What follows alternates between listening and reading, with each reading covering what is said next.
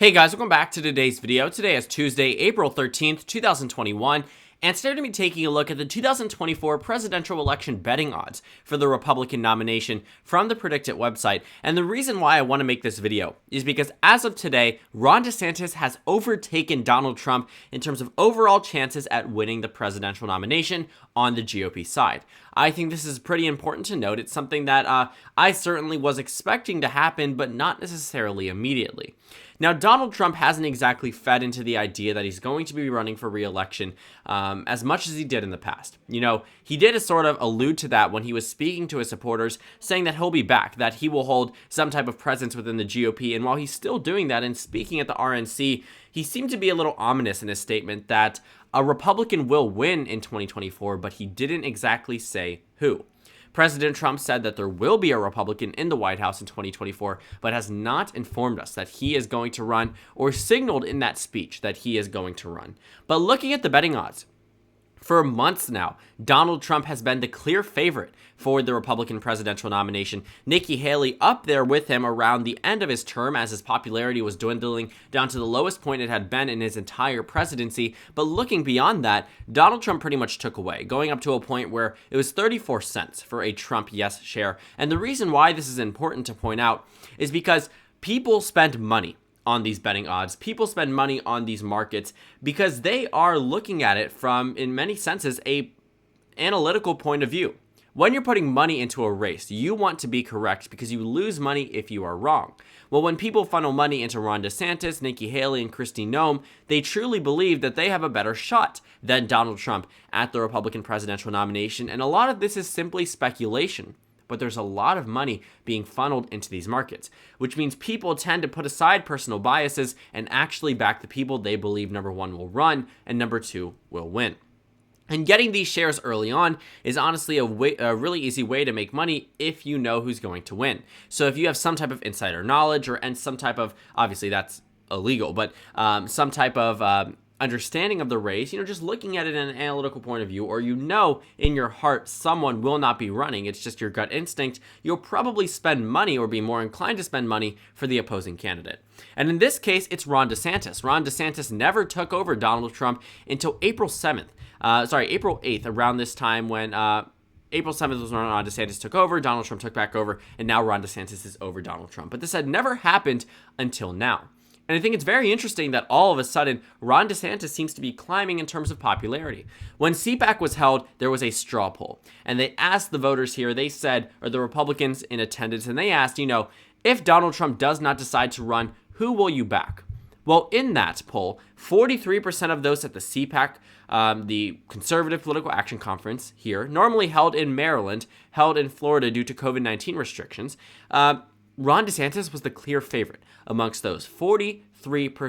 And if I have to remind you, Donald Trump didn't even reach 43% until it was the final three candidates. Donald Trump wrapped up the Republican nomination despite only being amongst the 30 and low 40s in terms of overall percent of the vote, according to national polling. So Donald Trump won the nomination with simply 30 to 40% of the vote, and that's exactly what Ron DeSantis can do if Trump doesn't decide to run, which I think is largely fueling this DeSantis idea that he is going to be the Republican nominee.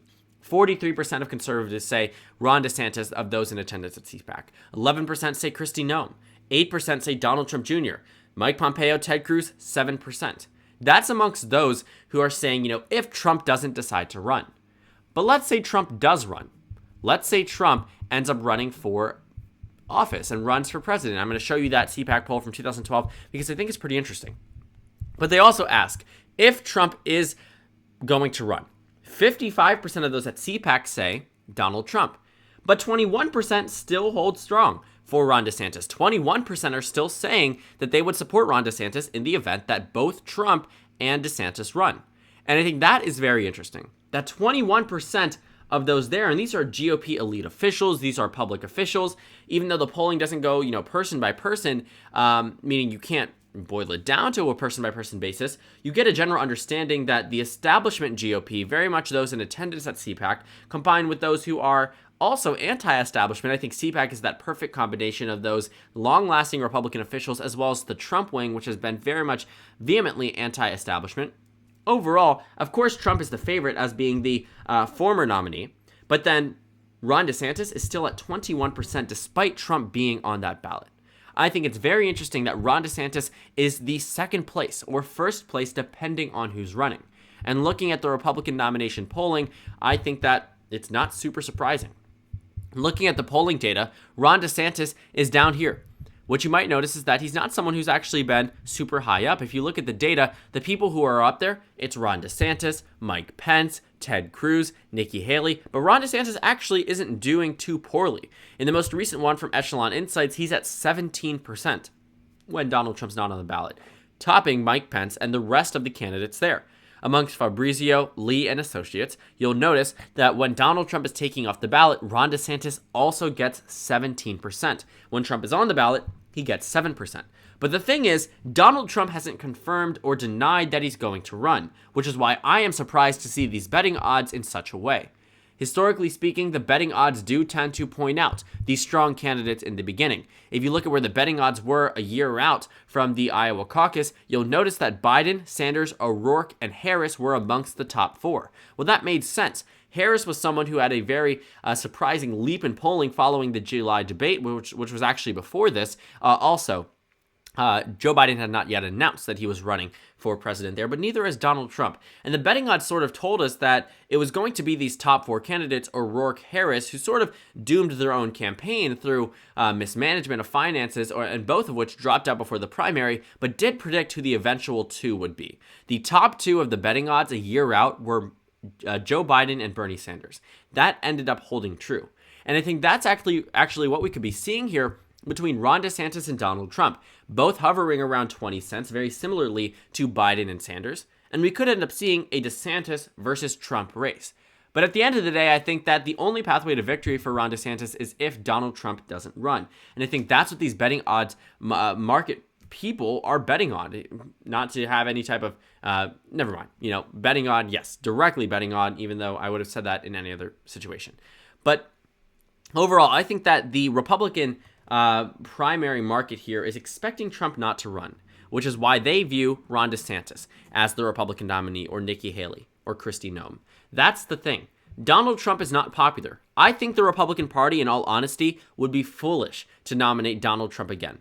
I think he could be the best and worst thing that has happened to them. And yes, that can be equally true. I think Trump has helped them in some regard by helping them win Iowa, Ohio by larger margins, by moving Florida over to the right, solidifying Indiana, Missouri, previously swing states, solidifying North, South Dakota, Montana. But they've also seen some adverse effects. We've seen a reduction in support for Donald Trump and the Republicans in Georgia, in Arizona, in Texas, in North Carolina. So overall, I'm not expecting the Republican Party to be 100% on board with Donald Trump, rather 60-40.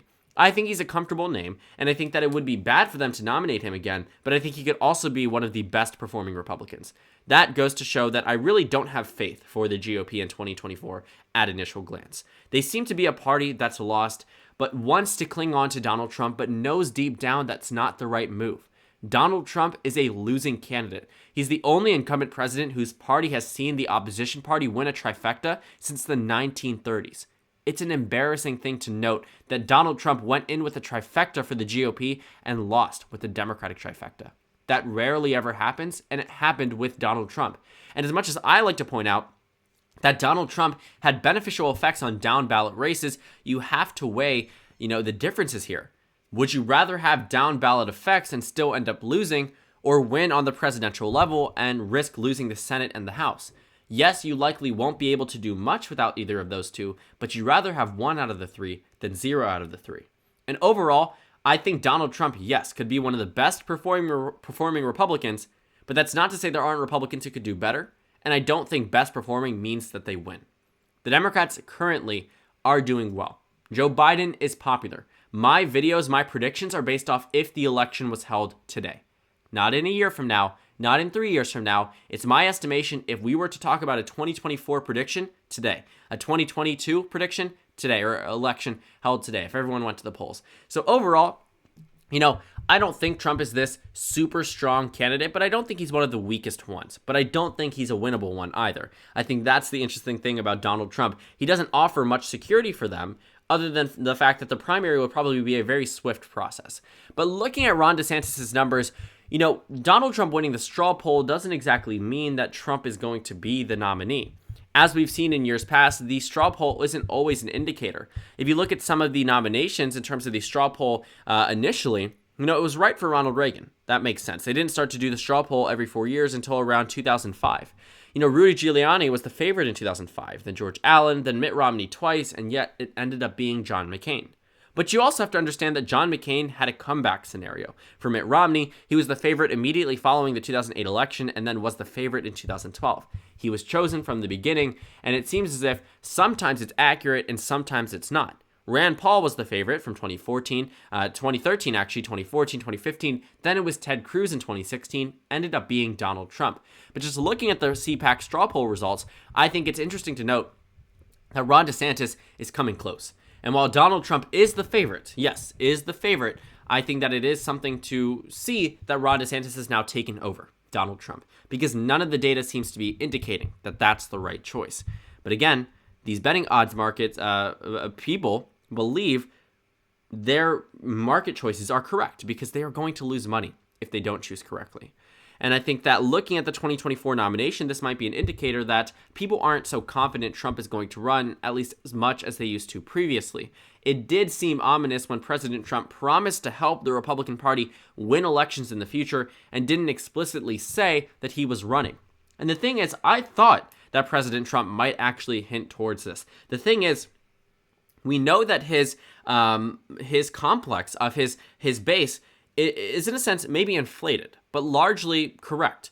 He has a very solid base within the GOP that would not blink at electing him as the nominee again in 2024.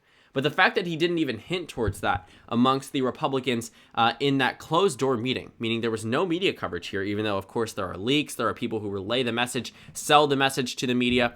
I think that speaking to them and not necessarily hinting at it at all might be an indicator that he might actually not be running in 2024. As much as President Trump might want to run, he might be spoken to by a number of advisors saying, don't run. And also, I'm going to be covering this in another video talking about Nikki Haley's chances because she announced that if Donald Trump decides to run in 2024, she will absolutely not run against him for the Republican Party nomination.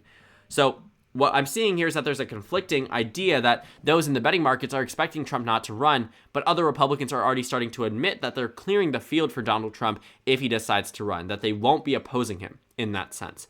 But Ron DeSantis, surprisingly strong as someone who comes from a recent election. And I think that it's very interesting to see Ron DeSantis doing well, despite him only being a newly elected governor. Someone from Florida who was a representative, probably wasn't even on the radar for any previous elections or any type of Senate election or really the governor election. He wasn't someone who was viewed as a strong candidate. He was supposed to lose to Andrew Gillum, ended up winning. And I think that's very interesting.